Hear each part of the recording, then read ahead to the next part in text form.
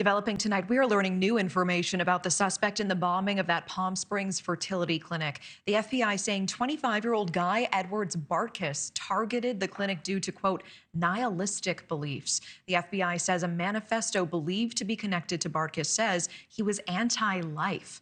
The bombing is considered the largest in Southern California history.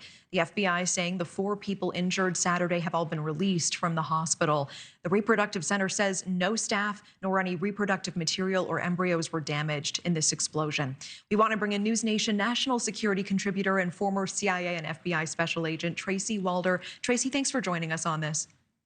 Thank you for having me, Natasha. And so we know officials say they are looking into this manifesto, that the suspect was anti-natalist, anti-life. Have you ever heard of terrorism inspired by this type of belief system, and what does it entail?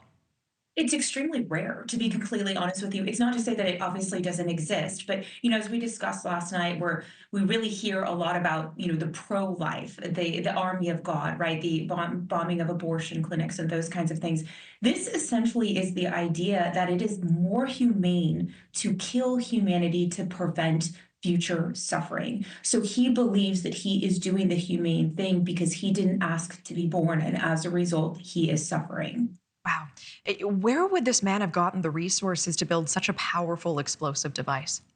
It's interesting that you bring that up because it actually makes me think a lot about Oklahoma City and Timothy McVeigh, who also did this for the most part on his own, really with just the help of 1 or 2 people, as well as a book.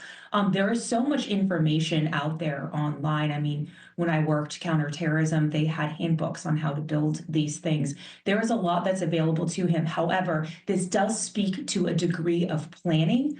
I suspect the individuals who gave him the supplies, maybe ammonium nitrate, I don't know, but I know there's limits now on purchasing those things, but I don't know that anyone knew that this is what he would do with it. However, I would be interested to know if he had anyone that was helping him. And the FBI saying that Bartkus was not known to police. This is the very first time he popped up on their radar. How common is that in these types of lone wolf attacks? It's actually extremely common. That is why these attacks, in my opinion, are so difficult to track. Because when we look at these kind of broad spider webs, right, of terrorist networks, there are so many people involved that at some point someone is going to mess up. But in a kind of lone wolf attack, it is just one person. And it's really like looking for a needle in a haystack. Tracy, I have to ask you about the camera and tripod that was found near the scene. The FBI saying they do believe that he was attempting to live stream. What do you make of that? What is the goal here? I have no doubt that he was trying to live stream based on what they found, as well as the fact that he left sort of that rambling manifesto, if you will. I really think that he was trying to give what he felt was this wake-up call about what his beliefs were. Tracy Walder, as always, thank you so much for the context and time. Thank you.